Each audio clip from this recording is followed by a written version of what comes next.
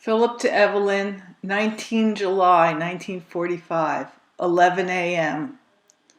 Dearest darling, yesterday was a day I'll never forget. Dr. Davis came into the library to announce that he was taking us for a ride in the country in his car, which is a powerful Rover. Mrs. Davis, in a twinkling, had a picnic basket ready, and shortly thereafter we were on our way.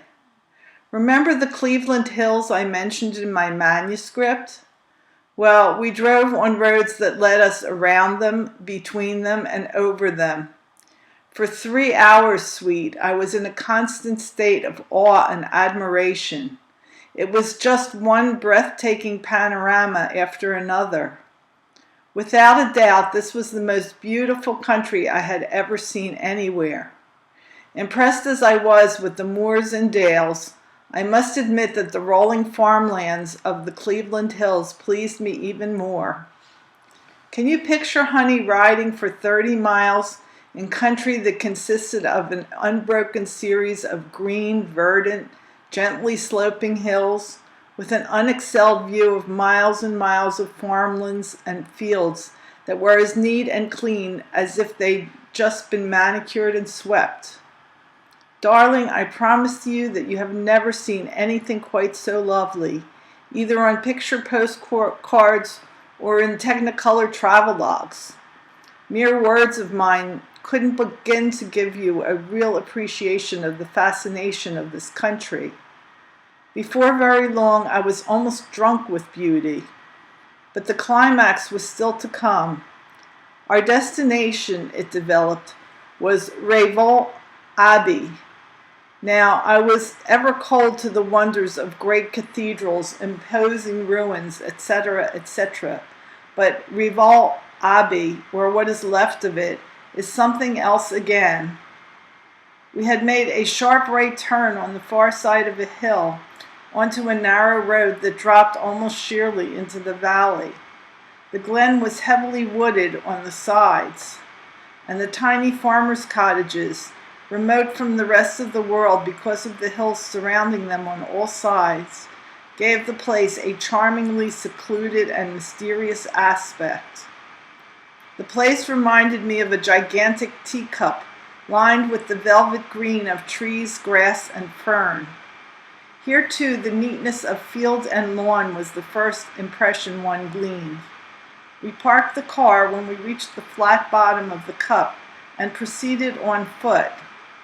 The rusticity of the cottages and farmhouses was most charming, and it gave me the impression that life in these parts was quiet and changeless and unexciting. I felt that nothing important could ever have happened in this secluded vale. Then suddenly we came upon the ruins of the abbey.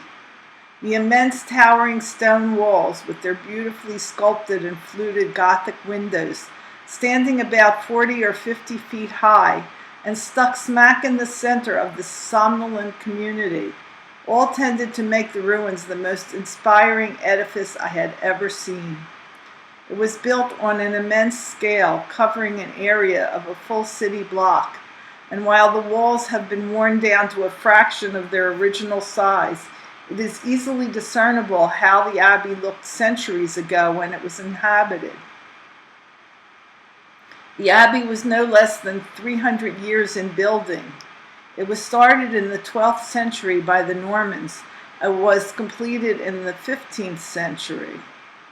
The astounding thing to contemplate when viewing the great masses of stone and the massive grace of the Gothic arches and the ornamental carving of the great supporting pillars is where and how the builders obtained the engineering knowledge and skill necessary to construct a structure that would tax the talents of our best engineering brains today. It's simply unbelievable that men 800 years ago should have been capable of such a thing. Yet there was the evidence before our very eyes.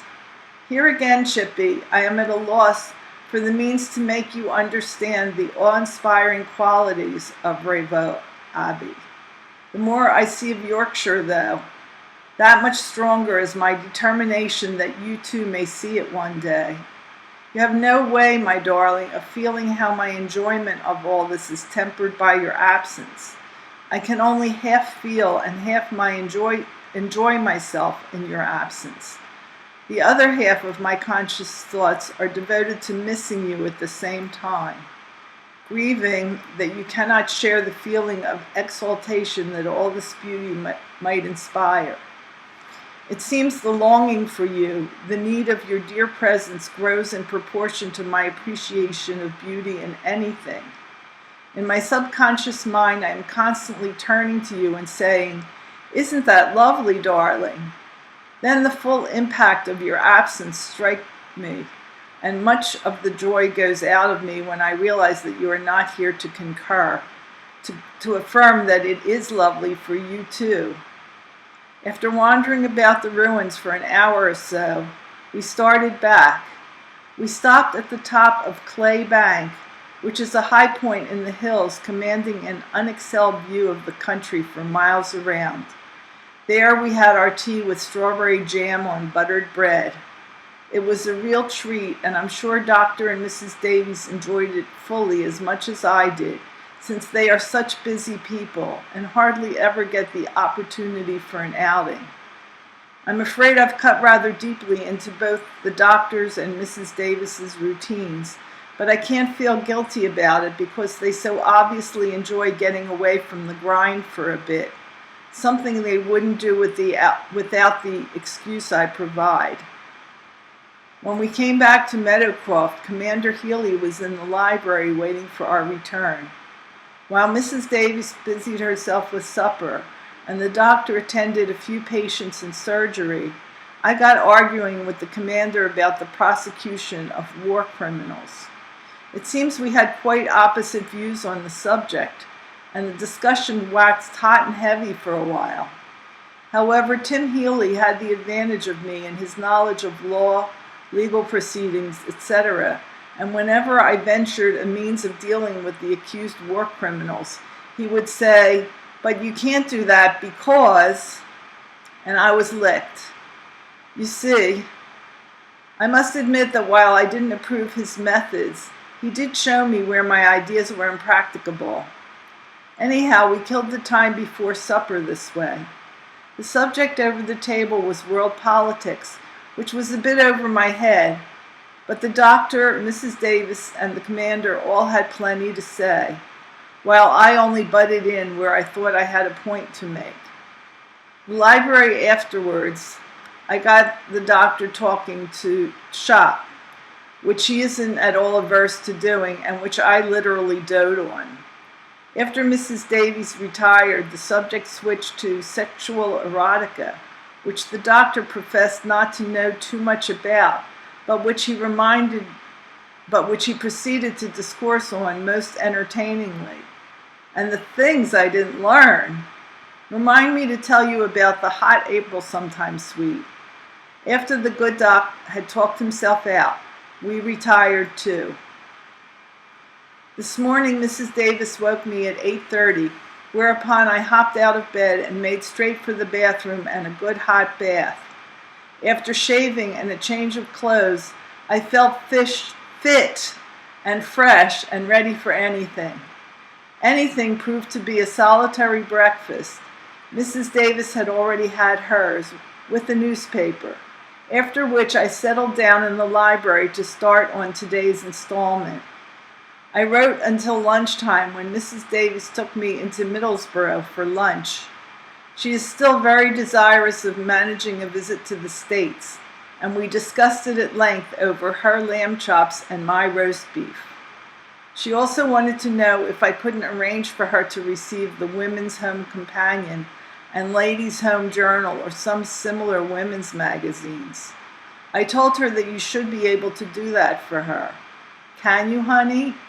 Tell me what the cost of a year's subscription to one or both would be, and I'll make her a gift of the subscriptions. After our meal, we stopped to shop. She stopped to shop for a few things and then came back here. She suggested that we take advantage of the perfectly glorious weather in the sunroom. The sunroom overlooks the Meadowcroft Gardens, and the view through the full-length windows is lovely. The sun is shining in a sky peopled with lazy white clouds, whose slow progress is marked by their shadows on the green slopes of the nearby hills. The door to the sunroom is open to the most delicious of summer breezes. I am writing this on a small bridge table, while my hostess is taking her ease and reading a newly purchased book on her couch behind me. It is all very peaceful and relaxing, and already I am beginning to feel the depression occasioned by the fact that I must leave here by the 12:45 train from Middlesbrough tomorrow afternoon.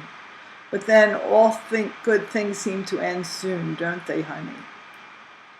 Right now, Mrs. Davis is calling me to come down to tea, and as this is probably the last chance I will get to write before I arrive back in camp, I will now say au revoir, my darling. You have ever been in my thoughts, and I can wish nothing better for us than that some of the wishing I have done here will someday find fulfillment. I kiss you now, my Evie. A big hug and kiss for our pumpkin. Love to all, from your adoring Phil.